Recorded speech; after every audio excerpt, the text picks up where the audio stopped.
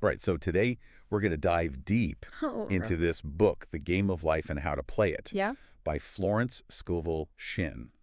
Have you heard of this one? I have, yeah. It's a classic It is. in the New Thought movement. Right, right. And it's all about this idea Yeah. that our thoughts create our reality, which, we've talked about this a lot on the show. It's a popular concept. It is, yeah. Yeah. But Shinn, she takes it a step further. She's like, okay, Right. it's not just that your thoughts create your reality. It's like, Yeah. how do you actually, How to use that. use that? How do you play the game consciously Yeah. to create what you want? Yeah. And I'm kind of curious to get into that. Yeah, she's got some really specific advice, so it's not just like some vague Right. concept. She's like, here are the steps. Here are the tools, yeah. Yeah. So before we get into that, how familiar are you with the whole New Thought movement? What's the context here? So I'm pretty familiar with it. It's this whole kind of a spiritual movement. I think it was like late 19th, early 20th century. Okay. And it's all about the power of the mind. Like the mind has this incredible power Right. to shape reality. And they were really into like positive thinking, but in the idea that God is within us and all that kind of stuff. Mm-hmm. Mm-hmm. So Shinn is coming out of that tradition. She is, yeah. She's I think she was like a writer and an artist and a speaker. Okay. But she took those New Thought principles Right. and turned them into Like a practical guide. a practical guide, yeah, for life. Right, right.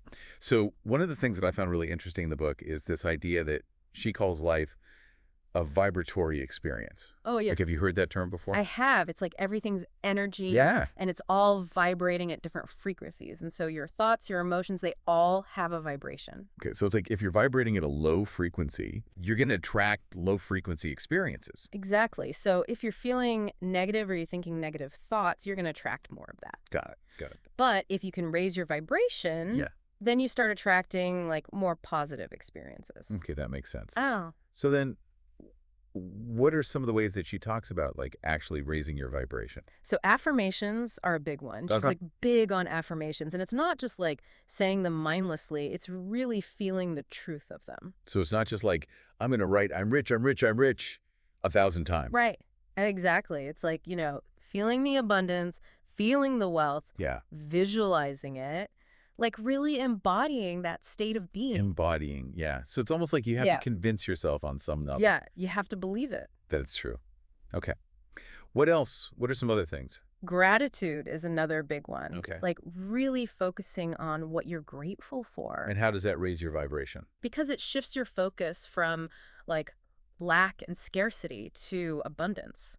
Yeah. You start appreciating what you have, Mhm. and that raises your vibration. Got it. So it's instead of focusing on what you don't have, It's you're actually- focusing on what you do have. Exactly. And then that attracts more good things. Right. Okay. Yeah.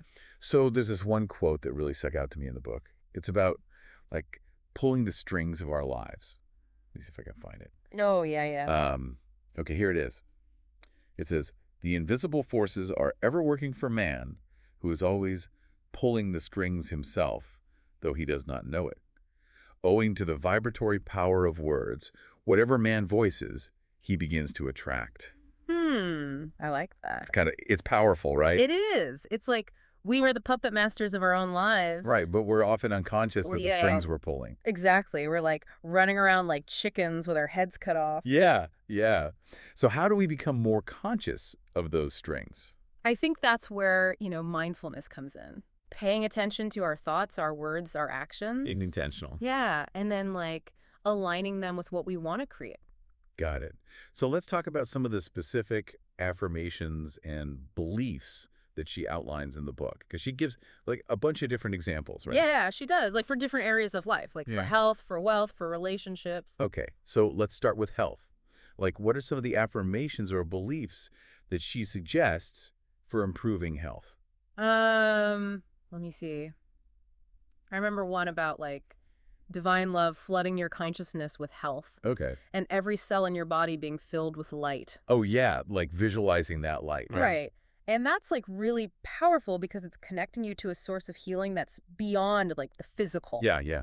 Beyond just taking a pill. Exactly. It's going deeper. Okay. What about wealth?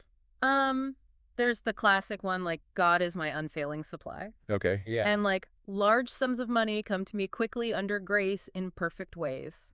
Okay. So it's about Believing that there's an abundance Yeah. available Fair to you. enough. And that you're worthy of receiving it. Okay, so that worthiness piece is important too. Oh, absolutely. Because if you don't believe you're worthy, you're going to block it. You're going to block it, yeah.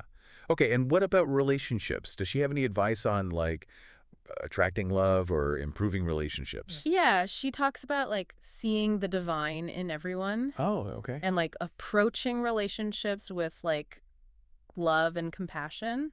So it's not just about, like, finding the perfect partner. Right. It's about like cultivating the right kind of energy within yourself to attract healthy relationships. Okay, that makes sense. Mm-hmm. Now, there's this other quote that I wanted to talk about, and it's about seeing the world through spiritual eyes. Let me see if I can find it. All right. Okay, here we go. My eyes are God's eyes. I see with the eyes of spirit. I see clearly the open way. There are no obstacles on my pathway.